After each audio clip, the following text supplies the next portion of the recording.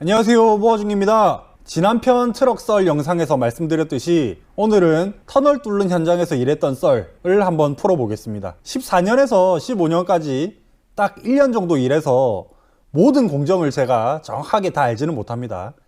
덤프가 일하는 현장이 이런 것도 있구나 하고, 덤프 기사들이 참 고생하는구나, 그런 것 좀 알아주십사 하고 영상을 한번 올려봅니다. 바로 시작하겠습니다.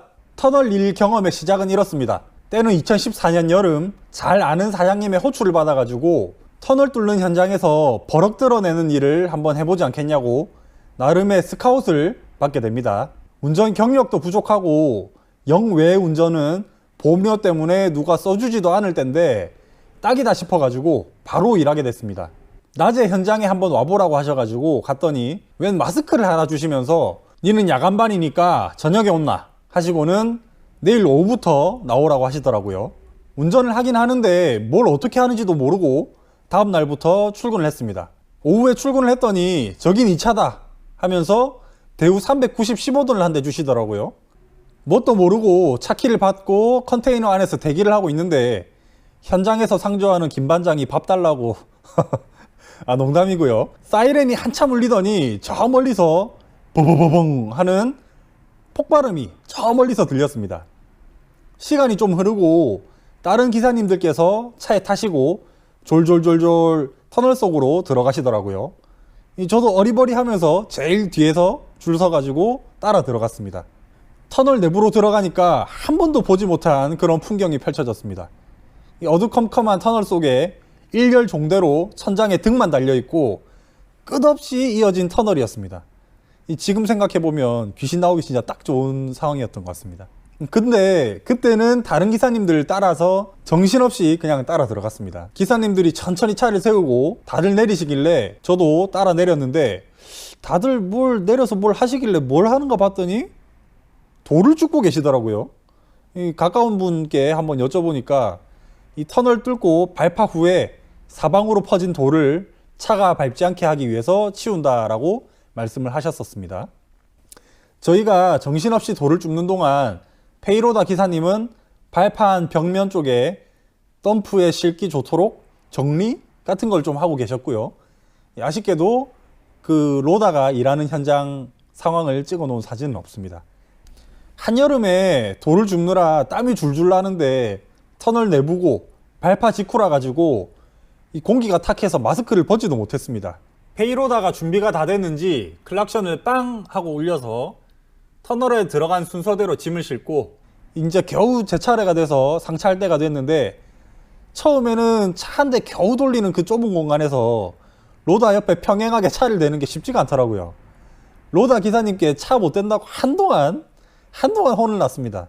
짐을 다 실으면 왔던 길 그대로 나가서 이제 짐만 부어주면 됩니다. 새벽이지만 어두워서인지 아무리 늦은 시간에도 항상 동남아 신호수분이 있었습니다. 터널에서 15돈들이 드러낸 버럭들은 앞사바리들이 와서 어딘가로 반출을 했었고요. 앞사바리가 반출해 나가는 양보다 저희가 들내는 양이 많아서인지 이 버럭이 이렇게 산을 만들었습니다. 터널 내부에서 소통은 이 사진에서 보듯이 무전기를 통해서 했었고요. 터널 내부로 조금만 들어가면 핸드폰은 당연히 안 되고 무전기도 거리가 조금만 멀어지면 불통이었습니다. 제가 일하기 직전에 마스크를 받았다고 말씀드렸는데 요새 쓰는 KF 마스크 이런 게 아니고 엄청 공업용 그런 마스크였습니다.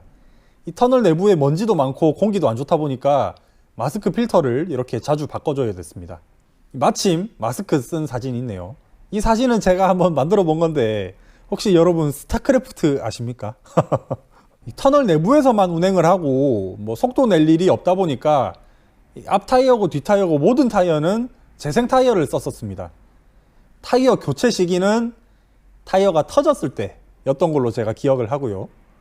그리고 터널에서 일을 하다 보면 이 칼돌을 쉽게 보는데요. 조심하지 않으면 이 사진처럼 이렇게 앞 타이어가 터지는 일이 종종 생기곤 합니다. 저도 터널 내부에서 앞 타이어가 터져서 뭐 그대로 세워놓고 퇴근한 적도 있고요. 낮에 터널 밖 현장에서 다른 사람들이 있는 와중에 타이어가 터져가지고 되게 쪽팔렸던 그런 기억도 있습니다. 그리고 터널을 뚫기 위해서는 벽면에 구멍을 내고 그 구멍에 다이너마이트를 넣어가지고 발파를 하는 걸로 알고 있습니다. 터널에서 일을 하다 보면 종종 사진과 같이 다이너마이트를 넣기 위해서 벽면에 구멍을 내는 요 기계가 제가 뭔지를 모르겠는데 뭐 하여튼 요런 모습도 볼 수 있습니다.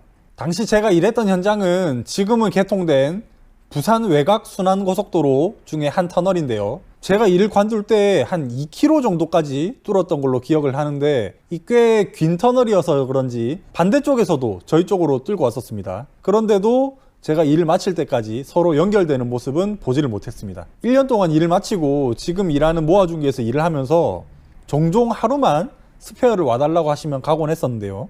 스페어로 갔을 때는 시간이 좀 흘러서인지 양쪽 터널이 서로 연결이 된 상태였습니다. 터널이 이제 완전히 뚫리고 난 뒤부터는 역내 15돈 딴부들은 버럭을 드러내는 일은 더 이상 하지 않았고요.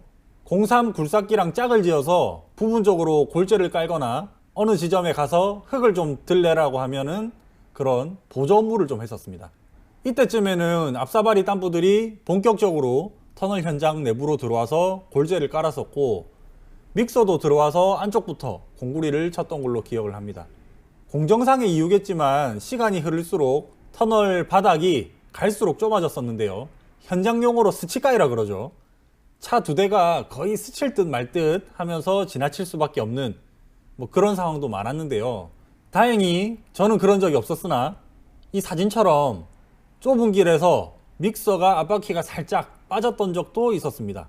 사진 보시면 차가 좀 삐뚤하죠.